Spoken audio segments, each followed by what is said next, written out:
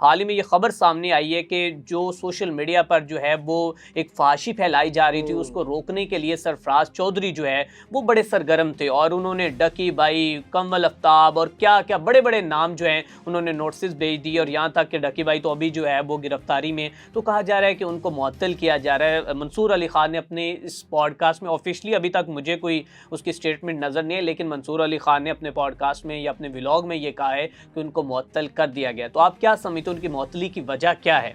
अच्छा, सबसे पहले तो हम इस मैटर को देखेंगे कि सरफराज चौधरी साहब, चूँकि आपको पता है डक्की भाई के केस के बाद एक उनका नाम सर फहरिस्त आया था और शोहरत का वो बाइस बने थे। बिल्कुल। लेकिन साथ साथ ये चीज़ें भी देखने की है कि जितने भी सोशल मीडिया सेलिब्रिटीज़ हैं, चाहे वो कमल आफ्ताब हो, डक्की भाई हो, सबसे पहले मैं बात करना चाहूँगा मतीरा का। ठीक है, जो अब मतीरा की जानिब तो मेरे ख्याल में हम थोड़ा सा बाद में ना जाएं, क्योंकि मतीरा जो है वजह क्या बनी है हमजा भाई के, जैसे ही मतीरा और जन्नत मिर्जा को नोटिस भेजे गए हैं, मतलब कि आप लोगों ने फहाशी फैलाई है टीवी पर भी बैठकर, आप लोगों ने यूट्यूब पर भी बैठकर, और इस कौम के बच्चों को जो है वो आपने गुमराह किया और फहाशी की जानिब आप उनको धकेल रहे हैं। उनकी जानिब तो हम बाद में आएंगे, लेकिन उससे पहले थोड़ा सा हमें ये बता दें कि सरफराज ने क्या क्या पहले इक़दाम किए और उसको किस चीज़ की सज़ा मिल रही है।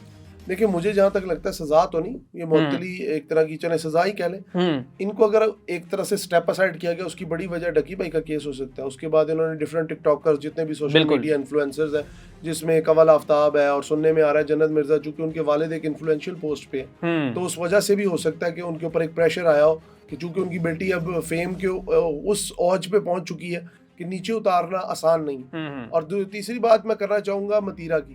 अगर आप देखें, जब से ये औरत लॉन्च हुई है पाकिस्तान के अंदर, मेरे में सन 2010-2011 में वाइब टीवी पे ये एक योगा शो करती थी। अच्छा, ठीक है। उस दौर में इन्होंने वो फहश कपड़े पहन के वो फहश मूव्स करनी, ठीक है, लोगों में जिनसी ही जान, जिसे कहते हैं ना सेक्सुअल फ्रस्ट्रेशन, ठीक है। सेक्सुअल फ्रस्ट्रेशन के बाद क्या होता है, इंसान एडिक्शन की तरफ जाता है। बिल्कुल ऐसे, और वो एडिक्शन आपको कत्ल की जानिब ले जाता है। बिल्कुल ऐसे। जितने भी आप ज्यादती के वाकयात देखें पूरी दुनिया के अंदर, उसमें 90% टाइम होता है कि विक्टिम को कत्ल कर दिया जाता है brutally. The reason is behind this that कि जो या कोई भी गलत काम या जो भी फहश या जिनसी हरासगी या जिनसी हिजान की जानिब ले जाने वाला काम, वो एंड में आपसे कत्ल लाजमी करवाता है। बिल्कुल ठीक है। वो कहते हैं, शैतान कहता है एक गुनाह तो कर ही लिया, चलो इससे भी एक बड़ा गुनाह करवा दो। बिल्कुल ठीक है। और इंसान उस वक्त इस हद तक परेशान और एक हिजान और एक वो कहते हैं ना पुरजोश किस्म की कैफियत। अब पाकिस्तान का अलमिया ये है कि ये मतीरा नामी औरत, मैं बार बार इन पे एम्फसाइज इसलिए कर रहा हूँ कि इस औरत ने गुज़िश्ता 14 साल में बेबाकी की नाम पर की, और बेबाकी के नाम पे की है धरती, ठीक है। और ये मतीरा, इसको क्या कहें, गोंद गतीरा, जो भी इसको कहें आप, इसने पाकिस्तानी कौम के नौजवानों के ना घुटने, उन्हें घुटनों के बल चलने पर मजबूर कर दिए। मतलब अभी इसका एक शो आ रहा है द 21mm, उसके अंदर जो फोश, जो वो लुग़वियात, ज़ू मायनी गुफ्तगू, ठीक है, ये कर लो वो कर लो। और ये सबसे ज्यादा जो मुझे इख्तलाफ है उसके अंदर, मैं ताबिश हाशमी साहब आपको भी रगड़ूंगा, ये जो एक नया ट्रेंड है ना पाकिस्तान में, ब्लाइंड फोल्ड करके बंदे को बिठा दो, फलानी चीज है, मुंह में इस तरह रखते हैं, बाजू पे ऐसे रखते हैं, ज़ूम आईनी गुफ्तगू। और आपने कभी पकड़ा है इस तरह के, ये बिल्कुल सवाल कर रही हैं और डबल माइंडेड क्वेश्चन, ठीक है। कुछ लोग जी दांतों के नीचे रख लेते हैं, कुछ लोगों को महसूस होता है ये किस किस्म की गुफ्तगू हो रही है। इस्लामी जमहूरिया पाकिस्तान, मुमलकत खुदादादे पाकिस्तान, जिसका वजूद इस्लामी नजरियात, इस्लामी असास पे कायम है, उसके अंदर इस तरह की घटिया औरतें बैठ के ज़ूम आईनी गुफ्तगू करें। अपना बीबी तुम्हारा घर बसा नहीं, ठीक है, बच्चा तुमसे संभला नहीं, जिस्म में हवा भरवा के डिफरेंट किस्म के प्रोसीजर्स करवा के तुम अपने आप को खूबसूरत बनाती हो।